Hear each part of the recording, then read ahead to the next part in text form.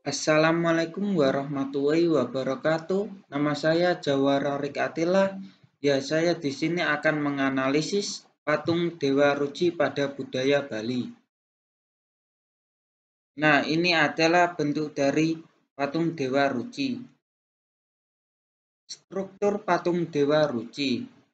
Patung Dewa Ruci secara fisik mempunyai penampilan estetik. Dilihat dari segi struktur bentuk dan posisi letak patung. Maka patung Dewa Ruci merupakan patung kelompok yang utuh. Figur yang satu dengan figur yang lain tampak menyatu. Lebih-lebih penempatannya pada tempat yang sangat strategis, yaitu pada persimpangan Jalan Nusa Dua Tanah Lot, Nusa Dua pusat kota Denpasar, Sanur kota yang menjadi pusat lalu lintas bagi para wisatawan asing maupun domestik.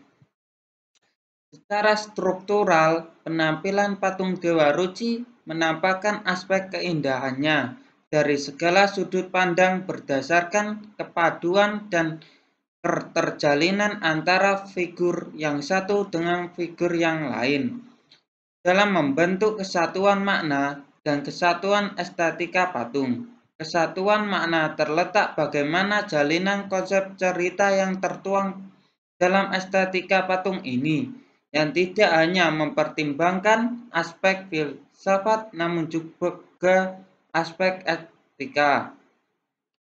Sehingga struktur patung Dewa Ruci memperlihatkan keteraturan secara filosofis, etika, dan estetika. Lalu bentuk patung Dewa Ruci.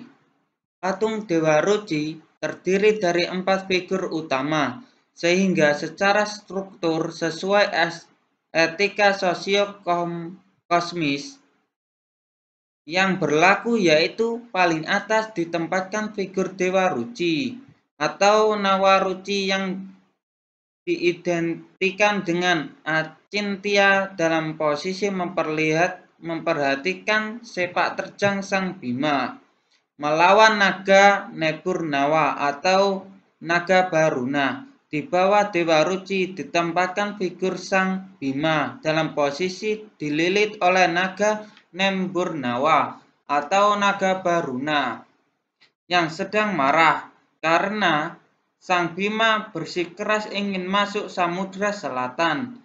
Sang Bima dalam posisi kuda-kuda yang stabil berdiri tegak dengan kokoh sambil menguak mulut naga. Di bawah Sang Bima, hampir sejajar ditempatkan figur naga Nemburnawa atau Baruna dalam upaya menempuh Sang Bima dengan melilit seluruh badan Sang Bima sambil menyeburkan bisa yang mematikan.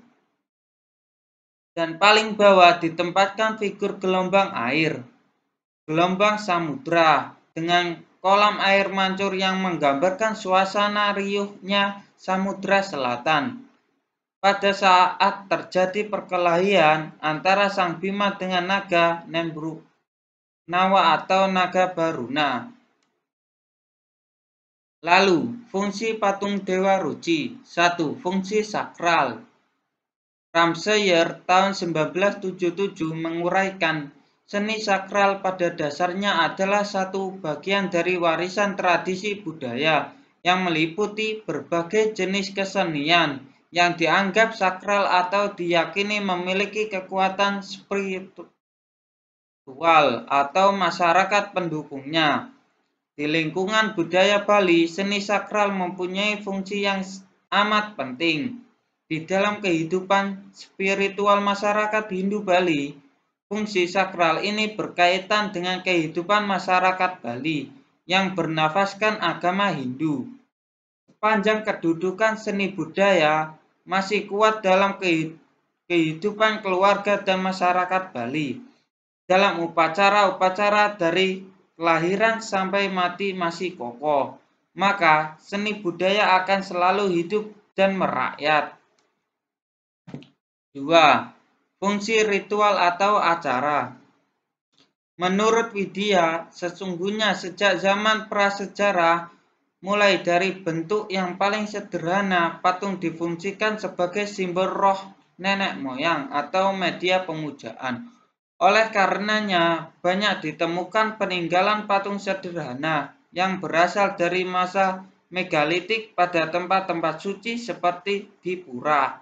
Karena arca dinilai mempunyai kekuatan sakti, religius, magis, maka sampai sekarang acara tersebut masih dikeramatkan sesuai dengan kepercayaan masyarakat Bali. Terciptanya arca-arca sederhana yang lain yang didasari oleh konsep kekuatan penolakan magis yang ditempatkan pada tempat-tempat tertentu karena mempunyai sifat melindungi, sehingga tercapainya kesuburan dalam meningkatkan panen yang dihasilkan. Arca-arca penjaga Dwirapala yang menakutkan berperan untuk menjaga kesucian suatu tempat suci. Konsep-konsep pemikiran yang muncul pada saat ini ialah adanya kekuatan yang melebihi kemampuan manusia itu sendiri sehingga muncul arca-arca sebagai media simbol. Upacara piodalan, arca-arca sederhana tersebut diaturkan atau disuguhkan sesajen seperlunya. Menurut Iwayan Widya, simbol perwujudan berupa patung atau arca perwujudan khusus dan juga dinamai image idol figur Devata, Pratima, Pratikiti, Murti, Arca, dan Pertima. Perwujudan ini bukanlah bentuk sebenarnya daripada bentuk dewa atau roh leluhur, melainkan hanya merupakan media konsentrasi yang ditunjukkan kepada dewa yang sebenarnya. Pratima ini dibuat dari kayu atau logam, dan kalau telah rusak akan diganti dengan yang baru, sedangkan yang lama dihanyutkan ke air atau ke laut. Dalam adat dan agama Hindu di Bali, pratime ini dipralina yaitu dibakar dan kemudian abunya dihanyutkan ke laut. Dalam hal ini, orang Bali menganggap bahwa yang telah rusak telah leteh atau kotor dan harus dikembalikan kepada asalnya. 3. Fungsi estetika religius. Seni ritual yang mendukung sistem komunikasi manusia dengan Tuhan adalah penciptaan bentuk-bentuk patung perwujudan, sehingga dalam bentuk-bentuk seperti itu tersirat atau terpadu antara emosi keagamaan, etika, kebenaran, estetika, dan filosofis yang menjadi kekuatan sebuah simbol, yaitu simbol pengejauhan Tuhan dari pemikiran manusia yang merupakan bagian dari kekuatan yang maha besar, yaitu Tuhan yang Maha Esa. Simbol-simbol itu merupakan hasil cipta dan penghayatan manusia terhadap hadirnya kekuatan ilahi yang bersemayam dalam estetika batin manusia. Simbol-simbol religi seperti itu dalam masyarakat Hindu Bali sangat disakralkan oleh orang Bali melalui tradisi yang ditanamkan kepada masyarakat dalam berbagai media, baik dalam media seni maupun lainnya. Media seni yang mendapatkan pengakuan religius atau keagamaan disebut dengan seni sakral.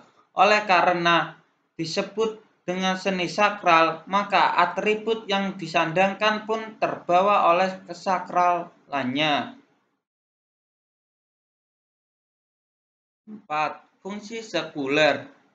Dalam sekuler dan sakral pada hakikatnya merupakan tingkatan penghayatan manusia yang bukan saja antara sesama, namun juga adanya hubungan yang vertikal, yakni manusia dengan Sang Maha Pencipta. Secara estetik, ragawi, seni pada prinsipnya dapat memuaskan aspek indria manusia. Terlihat dari sudut mediumnya, maka suatu karya seni mempunyai nilai indrawi dan nilai bentuk. Nilai indrawi menyebabkan seseorang menikmati atau memperoleh kepuasan dari ciri-ciri indrawi yang disajikan oleh suatu karya seni. Misalnya, warna-warni yang terpancar dari sebuah lukisan. Nilai indrawi merupakan sisi sekuler dari fungsi seni dalam pemikiran dikotomi konsep sakral dan sekuler. Karya seni yang berkembang di Bali. Fungsi sekuler bukan semata-mata hanya menampakkan segi luar dari karya seni, namun sangat sulit membedakan antara nilai indrawi dan nilai bentuk. Patung Dewa Ruci sebagai salah satu bentuk seni patung juga dapat dilihat fungsi luarnya atau sekulernya pada beberapa hal sebagai daya tarik wisatawan dan sebagai keindahan kota. Sekian dari saya, apabila ada kesalahan, saya mohon maaf yang sebesar-besarnya. Wassalamualaikum warahmatullahi wabarakatuh.